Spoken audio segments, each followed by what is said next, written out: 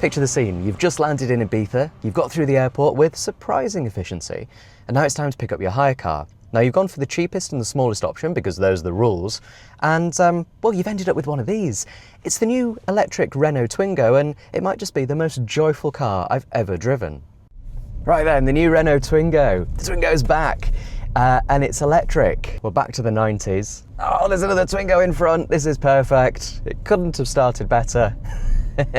So the new Twingo then, it's a small electric car, obviously. It's partly based on the Renault 5. Front end is Renault 5, platform is related, the rear end is Renault Capture. It's smaller than a 5, obviously. It's an A-segment car, right? It's pretty much in the smallest category of car you can buy. But Renault is quite proud of the fact that it's got B-segment interior space, and it is quite roomy in here, at least in the front.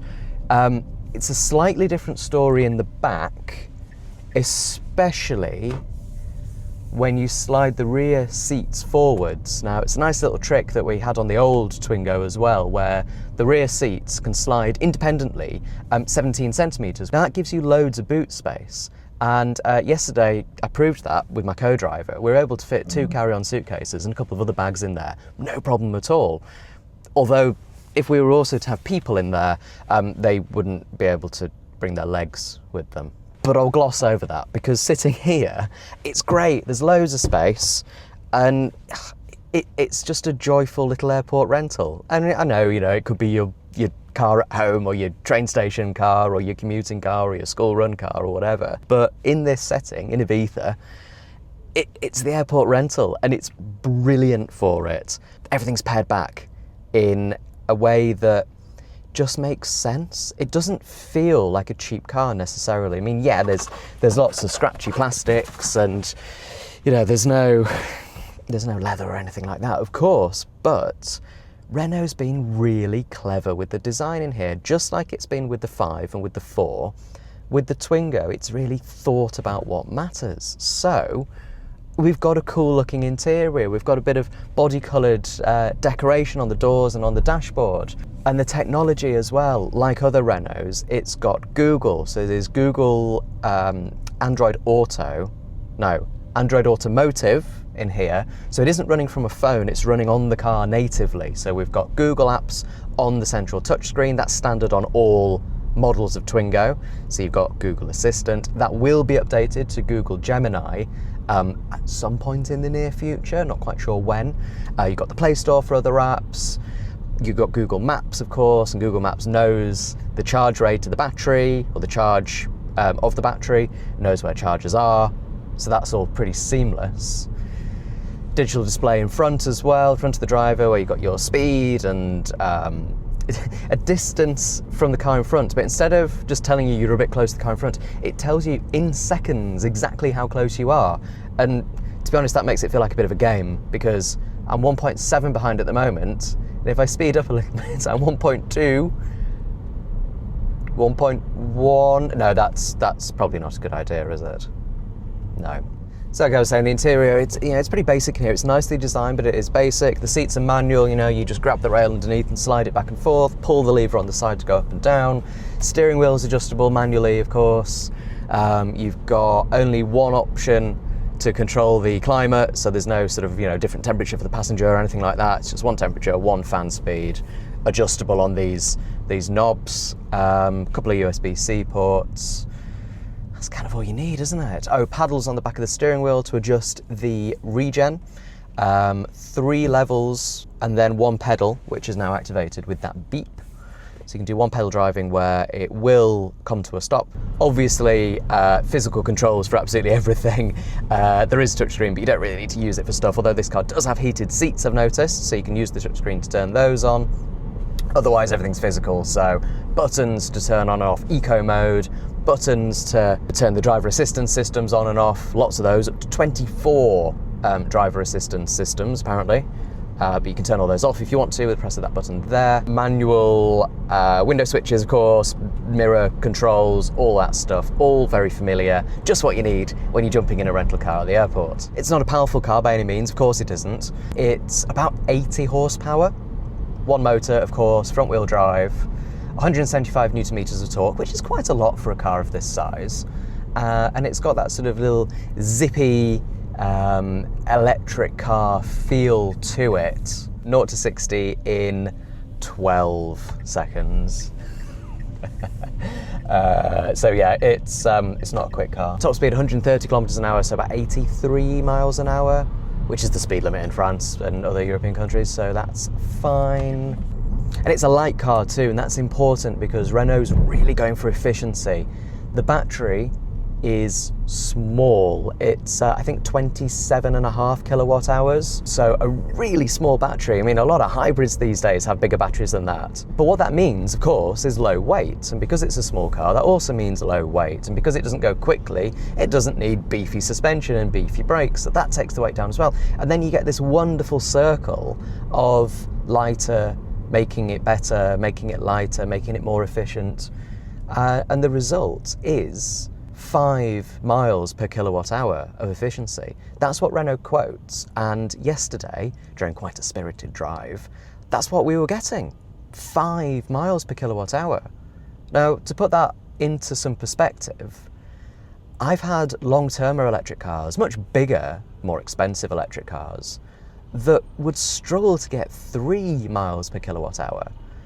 5 is kind of unheard of, to be honest, in the real world, and yet that's what this car has been delivering. Total range is quoted as about 160 miles WLTP, so yeah, not a huge amount, but this isn't a car that you're going to be using to drive to Edinburgh. No, this is a city car, through and through. It's a city car. It's for going to the shops, it's for going to the train station, it's for going to the airport, as I'll be doing shortly.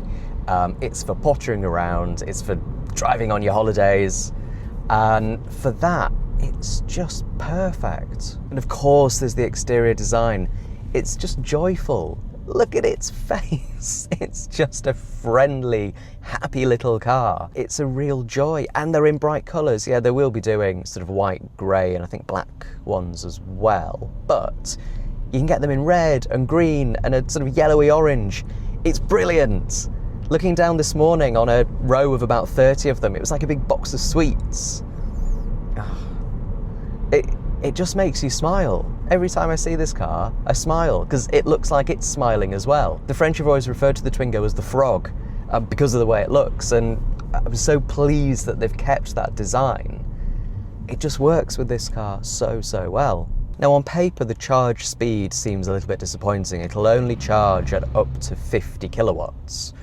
And in a world where we're seeing cars charging at 400 kilowatts now in some cases, 50 doesn't sound like much, but it's all relative, isn't it? Add a bit of context, i.e. the size of the battery, and it's not really that much of a problem. Renault says that 10 to 80% can be done in about 30 minutes. So that's some way short of the fastest charging cars we're seeing these days that can do that in more like 15, 17, 20 minutes, something like that. 30 is still okay, isn't it? And this isn't a car that you're going to be going on really long journeys and needing a super fast charge.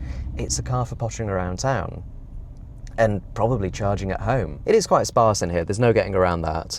There's just a single cup holder in the middle, a couple of small door bins, obviously nothing's lined, it's all just plastic. Little shelf here that's kind of rubberized, I guess you could put your key there, that's the key. There's another Twingo and it's smiling at me. It'd be nice to see a wireless phone charger there, but I get it, like, it's cost, isn't it? You know, Renault is really trying to make this car as affordable as possible. And on that note, the price. We don't know exactly what it's going to cost in the UK yet, but Renault is adamant, absolutely adamant, that it will cost less than £20,000, which in 2026, for a brand new electric car, is pretty good. And in fact, we came here yesterday knowing that under 20,000 was the target. We thought that would mean 19,995, but we were told last night repeatedly that it will be significantly less than £20,000, and that's before the government grant. And that's of course going to be for the basic model, not this one. The battery size and the performance is all the same across the range, you might end up spending 25,000 if you tick every box. Just to prove the range, we're at 95% at the moment, and it's suggesting 254 kilometres of range. So that is about right, based on what Renault claims. Oh, oh come on. I didn't even mean to do that. I got 3 dollops of wheel spin then. It has rained overnight, admittedly. The roads are pretty slick. But oh, it's a silly, fun little car. What else? Well, as with all modern Renaults, there's quite a lot going on around the steering wheel. Obviously, you've got your usual stalks, then you've also got the gear selector up here, which is designed to look like a lipstick, which it sort of does. And you've got, obviously, reverse, neutral and drive there. It's a small criticism of the Renault 5 and the Renault 4 is that you'd think you'd press this button on the end of the sort of lipstick to put the car into park, but you don't. You just stop and you put the handbrake on, which is electric, and it's down here. Oh, it's just one of those things, isn't it? You just have to get your head around it and get used to it. You know, we've got cars these days where your bum essentially turns it on and off, and you just get out and walk away and it turns off and locks. Or you get in and you sit down and it's on and ready to go. It's kind of the same here. You just need to remember that that's how this car works. The handbrake essentially is your park. There's even going to be a van version of this car, a sort of cargo version with no back seats. That's not coming to the UK, unfortunately. It will be available in France, and I think that's just such a cool little commercial vehicle. You can imagine every driver's bombing around Paris, dropping off parcels, grabbing them from the back and flinging them into your garden. It rides pretty well for what is, you know, essentially a very cheap car, and it's quite civilised in here. It's quite refined. It's not too noisy. I haven't driven on the motorway, and I haven't really driven much over about 60 or 65 miles an hour. So it's hard to say exactly what it'll be like on a UK motorway, but around town, it's really very quiet in here. It's comfortable enough. It rides with enough composure, again, for a car of this size, partly because it's so light. It's about 1,200 kilos, which in today's world with heavy electric batteries is quite an achievement. And yeah, sure, the doors sound a bit like tin when you close them and the boot lid doesn't weigh anything, but it doesn't matter, does it? To complain about that sort of thing or to praise it is such a motoring journalist cliche. People in the real world don't care that the door's a bit light. They care about efficiency. They care about how many miles they get per kilowatt hour, how much it costs to fill. And by those metrics, this car's an absolute winner. Apparently it'll do automatic parking. I haven't got time to try that today, but yeah, apparently it'll put itself into a parking space. And to be honest though, if you're having to rely on your Twingo to park for you, then, well, there are other problems, aren't there? Because it's such a small car. Oh, it's been scoring my driving. For eco, I'm on 88 out of 100, and for safety, I'm on 77 out of 100. Don't really know where it's got any of that from. Energy consumption, though, this is the winner, 12.6 kilowatt hours per 100 kilometres. So if you divide 62 by 12 point, it's just gone up actually, 12.7, then I think this is actually beating the 5 miles per kilowatt hour that it was doing yesterday. Well done, little car. Frugal. Just take little sips of electricity. Of course, you've got, shut up. All of your various apps for your streaming services, Spotify and all that. 6-speaker sound system, it's fine. There's no option for a better one, but yeah, sure, whatever. Well, that's very Ibiza, isn't it? Look at that. He was looking though. The guy driving the really silly Brabus AMG G-Wagon, he was looking at the Twingo. And yeah, there's a bit of road noise, and when you go over bumps, you feel them and you hear them a little bit. A bit of the cabin sort of makes a noise, you know, as the vibration goes through, but you know, these are very, very small complaints for a car that is perfectly entitled to feel a little bit brittle. You can tell Renault's really spent the money where it matters in here. The steering wheel is nice, it feels good, there's a nice bit of texture to it, and it's nicely sculpted. The touch controls for the fan speed and temperature, they're all really quite pleasant to use and to look at. Nice little digital screens on these central dials. The hazard warning light button thing there looks like a big sweet. That's I just quite like that. It's weirdly attractive. A couple of USB-C ports down there, like I said. Power switch down there. Little details as well, like the Twingo name on the dashboard and the roof lining. I don't know if you can see that, but that's all covered in sort of letters that spell out Twingo. Go! This is flat out. Yeah, it's not a quick car. Oh, a bit of motorway though. This is some important journalism is about to happen. Okay, so I'm going at 70 kilometers an hour. The speed limit's 80. Foot flat, and there's 80. It works. If you pick up a speeding fine in this car, then you are a committed driver. More importantly though, we're now cruising on a dual carriageway at the 80 km/h speed limit. And it's just still nice and refined in here. It's quiet enough, it's comfortable. The roads here are pretty smooth, admittedly. Not like the UK roads that resemble the surface of the moon at the moment. All the little mod cons you'd expect from a modern car: automatic lights, automatic wipers, all the things that just, yeah, they're standard fit these days, but they just make a small cheap car feel a little bit more grown up. So a few pros and cons then of the new Renault Twingo. Are there any cons? Not really. Yeah, it's cheap in here. There's loads of cheap plastic. There's only one cup holder, although I think you can get more because there's quite a large space there to put other things. Don't quite know what the UK price will be yet, but under 20,000, that's good, of course. Rear legroom is pretty tight if you have the rear seats pushed all the way forwards, but then there's plenty of space in the boot, so that's just a compromise you have to make. I think it would struggle if you had 4 people in here with luggage. But I mean, it's an A-segment car, that's to be expected. Motorway range is a little bit of an unknown for now. Yeah, we're gonna have to wait a little bit in the UK. It's gonna be 2027, at the very start of 27, before the first right-hand drive cars arrive with us. Back to the positives, and it's just a joyful little car. It's fun, it's happy, it's nicely designed. There's a load of room in here in the front.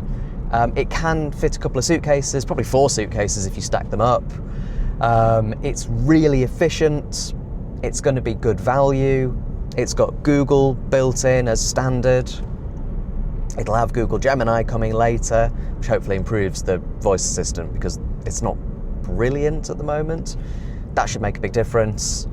It's full of modern car creature comforts: automatic wipers, automatic lights, cruise control, self-parking, all of the safety stuff that we tend to turn off, but it's all there if you need it. And it's just a car that makes you happy.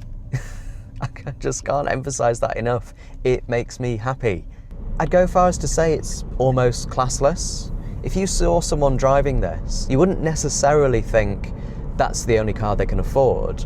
You might, you could think, well, maybe they own one of those boats and they're just using this to bomb around Ibiza town. I would. It's a great little car for somewhere like this. So yeah, there we go. That's the Renault Twingo. Sorry it's been a little bit brief, but didn't have long with this car, and it's rush hour in Ibiza. Yeah, really enjoyed it. Can't wait for it to arrive in the UK, although we are going to have to wait. I can't wait to have another go and really get to know this car a little bit better. That's it then. Thank you very much for watching. Hope you enjoyed that video. Please click like and subscribe, and I'll see you on another video very soon.